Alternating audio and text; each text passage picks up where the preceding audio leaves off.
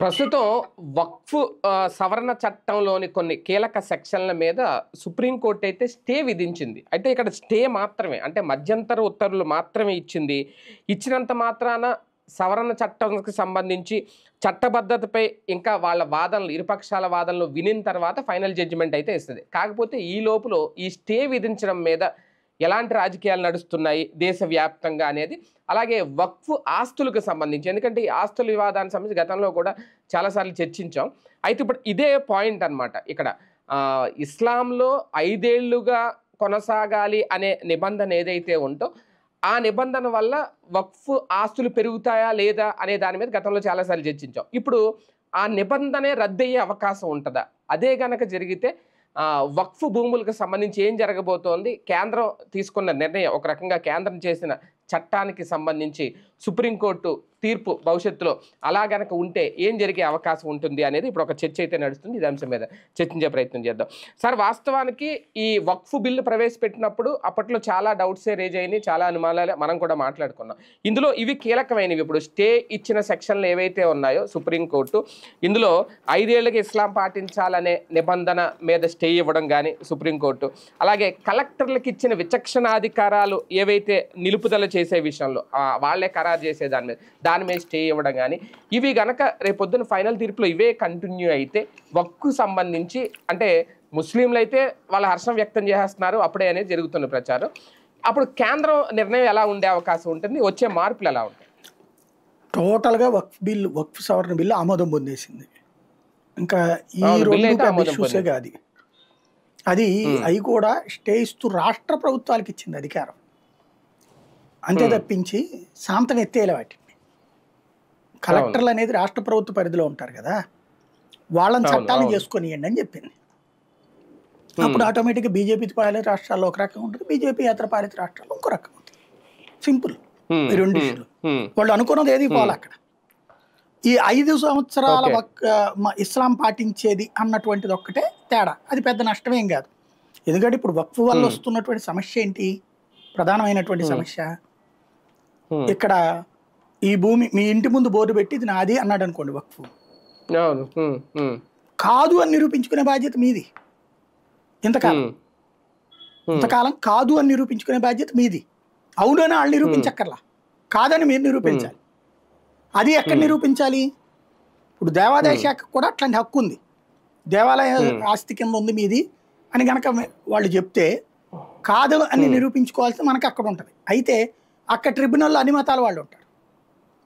దేవాలయానికి సంబంధించిన ట్రిబ్యునల్ ఒక దీని ప్రకారం పనిచేస్తుంది, అది ఓ జ్యుడిషియరీ ఫార్మేట్లో పనిచేస్తుంది. ఇక్కడ మత జ్యుడిషియరీ వీళ్ళది. అక్కడ ఉండే ట్రిబ్యునల్లో అంతా ముస్లిమ్సే ఉంటారు, వేరే వాళ్ళు ఉంటారు. అసలు అక్కడ నీ వాదన దేనికి పనికిరాదు. ఎందుకని? వక్ఫ్ రూల్ ప్రకారం ఏంటంటే, వక్ఫ్ వీళ్ళు చెప్పే మతం లెక్క ప్రకారం మా ముత్తాత టైంలో ఈ భూమిని, మా ముత్తాత ఫ్రెండ్ దట, అది మా ముత్తాత చెప్పాడు ఈ భూమిని వక్ఫ్ కింద ఇద్దామని అనుకున్నారట ఆయన అని. ఇప్పుడు నేను చెప్తే మా ముత్తాత మా తాతకి చెబితే, మా తాత మా నాన్నకి చెబితే నేను విన్నాను అని చెప్తే దాని ప్రకారం ఇచ్చేది. అది అక్కడ గొడవ, దానివల్ల వచ్చిన గొడవ. అది దాన్ని అడ్డు పెట్టి ఎవరైతే ముస్లిం డామినేటెడ్ ప్రజాప్రతినిధులు చాలా చోట్ల భూములు కొలగొట్టారు. ఇప్పుడు వక్ఫ్ భూమి నిజంగా ముస్లింలకు ప్రయోజనకరంగా ఉందా? హిందువుల దేవాదాయ శాఖ భూములు ఎట్లా దోచుకుంటున్నారో, అలాగే రెవెన్యూ భూములు ఎట్లా అమ్మేసుకుంటున్నారో, కార్పొరేషన్ల భూములు ఎలా మింగేస్తున్నారో, వక్ఫ్ది అట్లాగే ఉంది. నిజంగా ఈ వక్ఫ్ అయినా దేవాదాయ శాఖ భూముల యొక్క ఉద్దేశాలు ఏంటి? దాత ఇవాళ నేను ఉన్నాను, నాకు ఇవాళ ఓపిక ఉంది, దేవుడి గుడికి వెళ్తున్నాను రోజు. సాధారణంగా మన వయసు పరంగా లెక్కేసుకుంటే చిన్నతనంలో మనకి గుడికి వెళ్ళే వాళ్ళు వెళ్తుంటారు, భక్తి, అది ప్రసాదం భక్తి ఆ టైంలో ఓ రకంగా చెప్పాలి. యుక్త వయసులో వచ్చేటప్పటికి అప్పుడు మనం ఆ పెళ్ళిళ్ళు, పేరంటాలు, ఈ కారణంగా ఆలయాలు, ఈ వ్యవహారం ఆలోచిస్తుంటాం. అదేమి నిరంతరం వాటి మీద కాన్సన్ట్రేషన్ ఉండదు, మన భవిష్యత్తు జీవితం మీద కాన్సన్ట్రేషన్ ఉంటుంది. మధ్య వయస్కుల ఈ పిల్లల పెళ్ళిళ్ళు అయినప్పటి నుంచి ఒక రకమైనటువంటి, అంటే అప్పటికి తరాలు చూసేసి ఉంటాం కదా, మన ఇది పిల్లలు, పెళ్ళం, భార్య, బిడ్డలు, భర్త, ఈ వ్యవహారాలని చూసేసి ఉంటాం కదా. అక్కడ ఇక సున్నితత్వం పెరుగుతుంది, చేదస్త్వం పెరుగుతుంది. 2 రకాలు ఉంటాయి. అవును. ఇప్పుడు అప్పటిదాకా నేను బాగా చూసుకున్నాను నా బిడ్డలకి, తీరా చూస్తే ఆ బిడ్డ నాకు అన్నం పెట్టే ఉద్దేశం కూడా లేదు. రోజు ఇప్పుడు ఏమనుకుంటారు, నేను నా బిడ్డకి 3 పూట్ల అన్నం పెట్టాగా, పుస్తకాలు కొని పెట్టా కదా, బట్టలు కొని పెట్టా కదా, నా భార్యకి లోటు లేకుండా చూసా కదా. ఇవాళ వచ్చేటప్పటికి నాకు వయసు మధ్య వయస్కులు అయిపోయి ముసలితనం వచ్చేటప్పటికి పొద్దున పూట అంత టిఫిను, అంత కాఫీ పోయడం, మధ్యాహ్నం రాత్రి అంత కరెక్ట్గా నా బాగోగులు చూసుకోవాలి అని నేను కోరుకుంటే, నేను ఆ బాగోగులు చూడబట్టే వాళ్ళు ఎదిగారు కదా, వాళ్ళు బ్రతికారు కదా. ఇప్పుడు నా బాగోగులు వాళ్ళు చూడట్లేదు కదా, ఇంకా వాళ్ళకి ఎందుకు ఇవ్వాలి నేను ఆస్తి అనేటటువంటి ఫీలింగ్ వచ్చి, అదేదో ఆ దేవుడికి ఇచ్చేస్తే ఆ దేవుడు నన్ను బాగా చూసుకుంటాడు పైకి వెళ్ళాక, స్వర్గంలోకి పోయాక అనేది ఓ సహజ సిద్ధమైనటువంటి మనస్తత్వం ఏ మతంలోనైనా సరే. ఈ ఆస్తులు రాస్తుంటారు. ఇలా రాసిన వాటికి ఏంటి పర్పస్, వాళ్ళు చెప్పేటటువంటిది, ఇలా ఇచ్చిన ఒక బిల్డింగ్ ఇచ్చారు, ఫర్ ఎగ్జాంపుల్ టీటీకి ఇస్తారు, గుళ్ళకిస్తారు, అనే గుళ్ళకిస్తారు. ఆ బిల్డింగ్ అద్దెకిచ్చి ఆ అద్దెని ఈ భక్తులకి వాడమని, లేదా దాన్ని ఏ కళ్యాణ మండపం కింద వాడతావా, ధర్మసత్రం కింద వాడతావా, గుడి కార్యాలయం కింద పెడతావు, పెట్టుకో, వాడుకో. అలాగే వక్ఫ్దైనా సరే దాన్ని, ఇప్పుడు ఫర్ ఎగ్జాంపుల్ మీరు కాళేశ్వర మార్కెట్ దగ్గర చూస్తే విజయవాడలో లెఫ్ట్ సైడ్ ఒక పెద్ద బిల్డింగ్ కనబడుతుంది. విజయవాడ మొత్తం మీద అదే పెద్ద బిల్డింగ్ మొదట్లో ఇందాద్గర్ అంటారు. అది వక్ఫ్ ఆస్తి. దాంట్లో ఉన్నటువంటి షాపుల మీద వచ్చేటటువంటి అద్దెలు ఇవన్నీ తీసుకుని ఏం చేయాలి, కొంతమంది ముస్లిం సామాజిక వర్గానికి సంబంధించిన విద్యార్థులు చదివించాలి, వాళ్ళకి ఎవరికైనా పెళ్ళిళ్ళకి అవసరమైతే చూడాలి పేదరికంలో ఉంటే. అట్లా వక్ఫ్ ఆస్తులు నిజంగా వాటి మీద వడ్డీలతో అయితే ఏ ఊళ్ళో ఉన్న వక్ఫ్ ఆస్తులతో ఆ ఊళ్ళో ఉన్నటువంటి పేద ముస్లింలు దర్జాగా బతకచ్చు, చక్కగా చదువుకో, చక్కగా ఉద్యోగాలు చేసుకోవచ్చు. కానీ అది అదే సామాజిక వర్గానికి సంబంధించినటువంటి రాజకీయ నాయకులు మిగ్గేస్తారు. దేవుడి గుళ్ళైనా అంతే, దేవాదాయ ధర్మాదాయ శాఖ కింద. ఇప్పుడు ఫర్ ఎగ్జాంపుల్ నేను అక్కడెక్కడో గొల్లపూడి దగ్గర భూమి ఏంది, దాన్ని తీసుకెళ్లి గోల్ఫ్ ప్రాక్టీస్ పెట్టుకుంటారా, దాన్ని తీసుకెళ్లి ఎగ్జిబిషన్ పెడతారు, పెట్టు, రైట్. ఏడాదికి అవి మొత్తం కలిపితే 30 ఎకరాలు. 30 ఎకరాలకి 2 కోట్ల రూపాయలు ఇస్తామని చెప్పు, లేదా 1 కోటి రూపాయలు ఇస్తామని చెప్పు ఏడాదికి. 1 కోటి రూపాయలు లీజుకి ఏడాదికి, ఆ కోటి గుడికి దూపదీప నైవేద్యాలు దర్జాగా చక్కగా సాగుతాయి కదా. అది ఇవాళ 400 కోట్ల ప్రాపర్టీ రేటు పక్కన పెట్టి 400 కోట్లు బ్యాంకులో డిపాజిట్ చేస్తే రూపాయి వడ్డీ లెక్కేసుకుని 4 కోట్లు వస్తాయిగా, అమ్మితే కనుక 400 కోట్లు ఖాయం కదా, 4 కోట్లు వస్తాయి కదా. పోనీ మీరు అది అమ్మకుండా చక్కగా గుడి పర్పస్నే ఉంచుదాం అనుకున్నారు, ఈ ఎగ్జిబిషన్స్ పెడదాం అనుకున్నారు. నువ్వు ఎగ్జిబిషన్ పెట్టేట్టయితే 30% రెవెన్యూ గుడికి ఇచ్చేయి, ఎందుకు దాని మీద సంపాదించుకున్నావు కదా, గుడి ఆస్తి మీద. టికెట్లకు డబ్బులు వస్తాయా, అట్లాగే అక్కడ స్టాల్స్ పెడతారు కదా, స్టాల్స్కి అద్దెలు వసూలు చేస్తారు కదా. కాబట్టి వాటన్నిటిది వచ్చే డబ్బుల్లో నుంచి 30% గుడికి ఇచ్చే, గుడికి ఆదాయం వస్తుంది కదా. ఆ డబ్బులతో గుళ్ళు అన్నదానం పెట్టచ్చు కదా, భక్తులకి వసతి కల్పించచ్చు కదా. ఇదికే కదా ఇచ్చింది, లేకపోతే పిచ్చోళ్ళే ఇచ్చారా అన్ని ఎకరాలు ల్యాండ్. ఇక్కడ సమస్య ఎలా ఏంటంటే ఆ పర్పస్ కింద జరగట్లేదు. ఇప్పుడు వక్ఫ్ సవరణ చట్టం తీసుకొచ్చింది అట్లాగా ఆ పర్పస్ కిందనే జరగాలి అన్నటువంటి. ముస్లింలు ఆస్తి ముస్లింలు అనుభవించాలని, హిందువులు అనుభవించాలని కాదు అది. అట్లాగే అన్యమతస్తుల ఆస్తి దోచుకోకుండా తీసుకొచ్చిన చట్టం. ఇప్పుడు వాళ్ళ మతాచారాల ప్రకారం ఎట్లా ఉంటుందంటే, ఫర్ ఎగ్జాంపుల్ ఒక ఖాళీ స్థలం ఉందండి మన ఇళ్ళ మధ్యన. ఆ ఖాళీ స్థలంలో వారానికి ఒకసారి వచ్చి శుక్రవారం పూట నమాజ్ చేస్తున్నారు. ఆ ఎదురుగుండా ఏ మసీదో ఉందని చెప్పేసి, ఖాళీ స్థలంగా ఉంది కదా అని. 7 ఏళ్ల తర్వాత వీళ్ళు అది వక్ఫ్ ఆస్తిని క్లెయిమ్ చేయొచ్చు, వక్ఫ్ క్లెయిమ్ చేయొచ్చు. 7 సంవత్సరాల పాటు కనుక ఒక చోట ప్రార్థన కంటిన్యూగా చేస్తే అది వక్ఫ్ అని ప్రకటించవచ్చు. కానీ దాన్ని ఎవరు నిర్ధారిస్తారు, అది వక్ఫ్ భూమా కాదా? వక్ఫ్ బోర్డు నిర్దేశిస్తుంది. కాదు అనేటట్టయితే ఆ ప్రభుత్వం అయినా సరే వెళ్ళి ట్రిబ్యునల్లో అడుక్కోవాలి. ట్రిబ్యునల్ ఏమంటది, మా మతాచారాల ప్రకారం ఇది అంటది.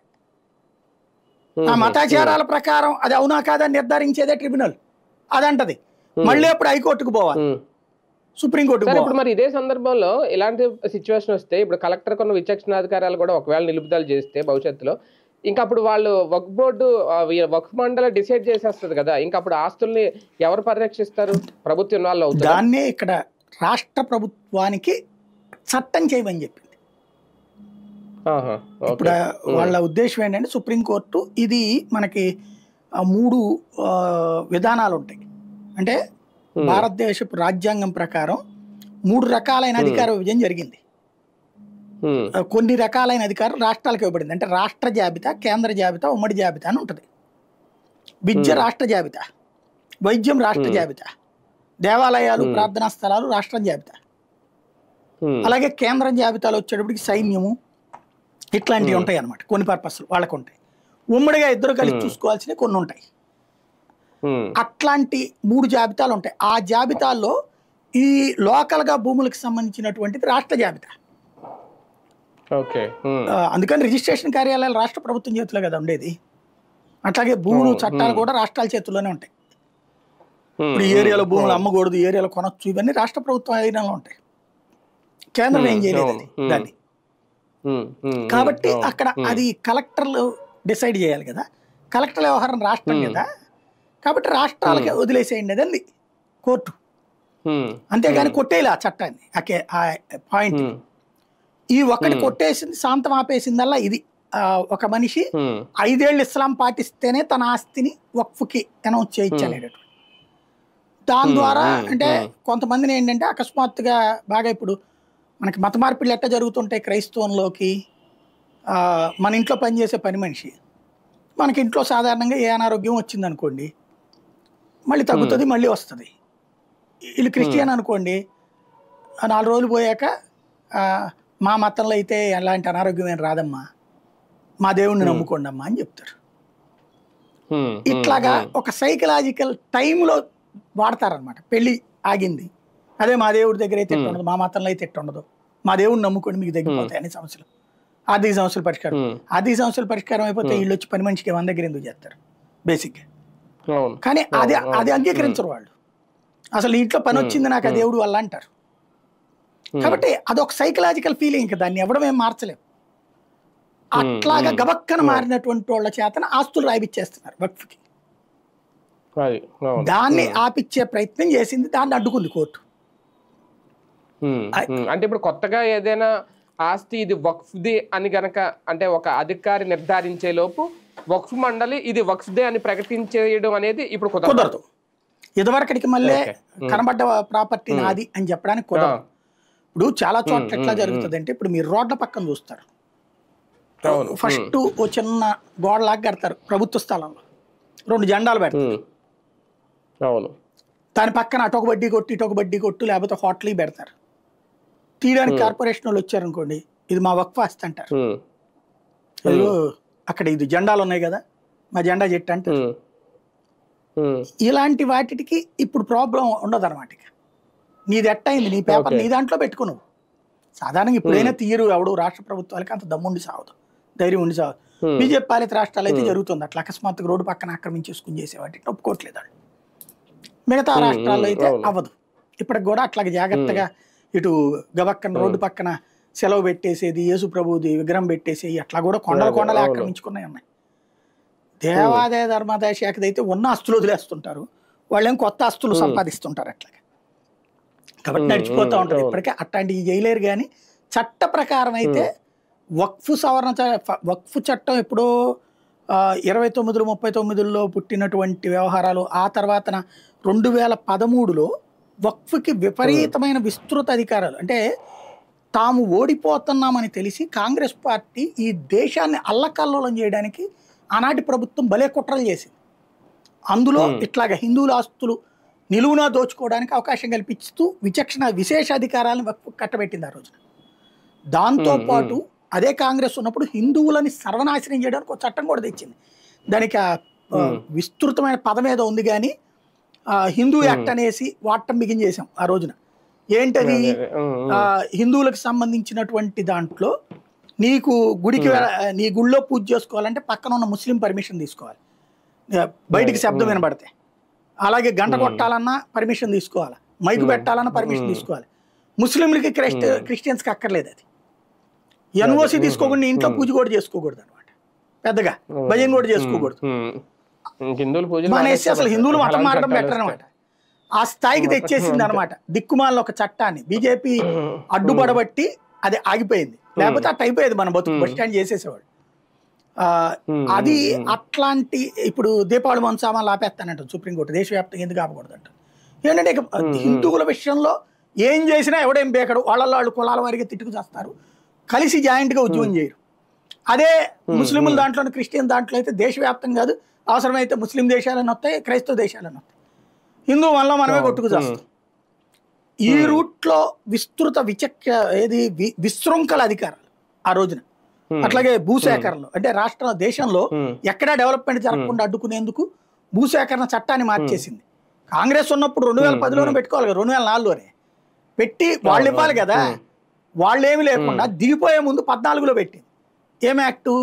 భూమి 3 వంతులు పరిహారం. ఇప్పుడు ఎవడు కోర్టుకు వెళ్ళలేదు కాబట్టి సరిపోయింది, కానీ అమరావతిలో వాళ్ళందరూ కోర్టుకెళ్ళి మాకు పరిహారం ఇప్పుడు ఏదో అంటున్నారు కదా 1800 ఎకరాలకు సంబంధించి, వాళ్ళు ఏమంటున్నారు, భూసేకరణ డబ్బులు ఇవ్వండి అంటున్నారు. దాంట్లో లెక్క ఏంటి, లాస్ట్ హైయెస్ట్ రిజిస్ట్రేషన్ వాల్యూకి 3 times ఇవ్వాలి. అంటే అక్కడ ఇప్పుడు హైయెస్ట్ రిజిస్ట్రేషన్ వాల్యూ మొన్న మధ్య 4 కోట్ల ఎంతో జరిగింది కదా, 4 కోట్లకి వెళ్తే 4×3 12 కోట్లు ఇవ్వాలి ఇప్పుడు భూమి తీసుకోవడానికి. ఆ స్థాయిలో అసలు ప్రభుత్వాలు ఏమైనా పని చేయగలుగుతాయా? అది అక్కడ కాన్సెప్ట్. అట్లాగా ఆపేయాలనుకుంది, దేశంలో స్తంభింపజేయాలనుకుంది. దానికి పరిష్కారమే కదా చంద్రబాబు గారి భూ సమీకరణాన్ని వాళ్ళంతా వాళ్ళే ఇచ్చేటట్టు అని పద్ధతి వచ్చింది. అంటే దానికోసం ఆల్టర్నేటివ్గా కొత్తది ఈయన కొంచెం విజన్తో ఆలోచించాడు కాబట్టి ఈ రూట్లో చేయగలిగాడు, లేకపోతే చేయడం సాధ్యమయ్యేది. కేంద్రం పోలవరానికి ఎందుకు ఇన్ని రోజులు పట్టిందంటే అదే కారణం. అంతకుముందు 300 కోట్లు అనుకున్నది 3000 కోట్లు అనుకున్నది 9000 కోట్లకి వెళ్ళింది. చివరికి ఎంతకి వెళ్ళింది? 33,000 కోట్లకి వెళ్ళింది పరిహారం. అప్పుడు 9,000 కోట్లు అయితే ఇప్పుడు 33,000 కోట్లు పరిహారం. అందుకే కదా ఆ ప్లేస్ కూడా 20 అడుగులు తగ్గించుకుంది, 4 అడుగులు 5 అడుగులు. దానివల్ల ఇప్పుడు ఫైనల్ పర్పసే పోతుంది కదా, అంటే అదే కదా కాంగ్రెస్ కోరుకున్నటువంటిది. అది ఇక్కడ పాయింట్ అనమాట. అట్లాంటివి చేస్తే అలాంటి ఆ విశృంఖల విచక్షణాధికారాల నుండి యువతలకి తీసుకొచ్చింది ఇప్పుడు దీని ద్వారా బీజేపీ. అది సక్సెస్ అయింది. సుప్రీంకోర్టు కూడా వాటిని టోటల్ గా బిల్లుని ఆపేయమని చెప్తే దానికి ఆధారాలు ఏంటో చూపెట్టమంటే ఏ ఆధారం చూపెట్టలేకపోయారు. ముస్లిం దేశాల్లోనే లేదు వక్ఫ్ అనేది సిస్టమ్, అది ఇక్కడ గుర్తు చేసి. కానీ ఈ వక్ఫ్ మండలిలో వీళ్ళు మొదటి నుంచి కూడా ముస్లిమేతరులని సభ్యులుగా చేర్చుకునే విషయంలో బిల్లు పెట్టినప్పటి నుంచి ఒక అబ్జెక్షన్ రేజ్ చేస్తున్నారు. ఇప్పుడు అది కూడా ఏమన్నా వీళ్ళకి అనుకూలంగా వచ్చే అవకాశం అయిపోయింది కదా, దాంట్లో నలుగురికి మించి ఉండకూడదు, అది తప్పేం లేదు. అంటే ఓ రకంగా ఎలవ్ చేసింది నలుగురిని. ఇక్కడ చిన్న లాజిక్ ఏంటంటే వీళ్ళు మిస్లీడ్ చేసింది ముస్లిం సమాజాన్ని. ఎక్కడికక్కడ పెట్టేటటువంటి ఆ బోర్డులో లోకల్ కలెక్టర్ ఉంటాడు, లోకల్ గా ఉండే అధికారులు ఉంటారు. ఈ అధికారులు అన్యమతస్తులు అని వీళ్ళు గొడవ చేసింది. కలెక్టర్ అన్యమతస్తుడే అవుతాడు, కానీ అక్కడ నడపాలి కదా. కలెక్టర్కి లేకుండా అక్కడ వేరే వాడికి విశేష అధికారం ఏంటి జిల్లాలో? రెండో పాయింట్ ఏంటి, అన్యమతస్తులు అనేది ఏంటో తెలుసా? ఇప్పుడు పాషండ ముస్లింలు, అత్తర్ ముస్లింలు, వీళ్ళందరినీ వాళ్ళు ఒరిజినల్ ముస్లింలుగా చూడరు. మరి వాళ్ళని అందువల్ల వాళ్ళు మా మతం కాదంటారు. వాళ్ళకి ఇప్పుడు ఇస్తుంది దీని ద్వారా. అట్లా నలుగురికి ఇవ్వడానికి ఒప్పుకుంది. ఇంకా లేదు కదా, వాళ్ళు కోరుకున్నది. వాళ్ళు ఏమి అందరినీ ముస్లిమేతరులు నా బోర్డులో పెట్టాలనుకోవాలా ఒక బోర్డులో. కానీ ఒకటి సార్, బిల్లు అయితే ఆమోదించేశారు కాబట్టి అదే ఇది కూడా చట్ట సవరణ కాబట్టి మళ్ళీ ఏమన్నా కోర్టు తీర్పు తర్వాత సవరించే అవకాశం ఇంకేం లేదు, అయిపోయింది పరిస్థితి వస్తుందా? క్లియర్ చట్టాన్ని మార్చబోంది. ఈటెట్లా ఇంకేమన్నా అబ్జెక్షన్స్ ఉంటే కనుక ఈ తర్వాత వెంట ఉంది. ఇక అయిపోయింది. ఓ రకంగా చెప్పాలంటే ఇద్దరిని సంతృప్తి పరి చేసినట్టు. ఇప్పుడు 2-3 సవరణలు అంటే ముస్లిం సంఘాలు కావాలని రెచ్చగొట్టారు. ఈ 2-3 సవరణల ద్వారా మేము కూడా విజయం సాధించాలి మేము కూడా అనుకోవాల్సిందే. అదే సందర్భంలో వక్ఫ్ సవరణ చట్టం ఆమోదం పొందింది, ఇది గుర్తుపెట్టుకోవాల్సి. అది రైట్ చూద్దాం. మొత్తానికి ఎప్పటి నుంచో ఉంది ఆల్రెడీ బిల్లు అయితే ఎప్పుడో ఆమోదం జరిగిపోయింది, కేంద్ర ప్రభుత్వం ఆమోదించేసింది ఒక బిల్లు. దానికి సంబంధించి సుప్రీంకోర్టుకు వెళ్ళిన నేపథ్యంలో ప్రస్తుతం అయితే స్టే విధించింది కొన్ని అంశాల మీద. దాదాపుగా బిల్లు అయితే ఇక్కడ కళ్ళేదేమి ఉండదు, బిల్లు ఆమోదించేసినట్టే. కాకపోతే ఫైనల్ తీర్పు ఎలా ఉంటుంది, ఇది మాత్రం మధ్యంతర ఉత్తర్వులు మాత్రమే సుప్రీంకోర్టు చెప్పింది. ఇక భవిష్యత్తులో ఫైనల్ జడ్జిమెంట్ ఎలా ఉంటుందని చూద్దాం.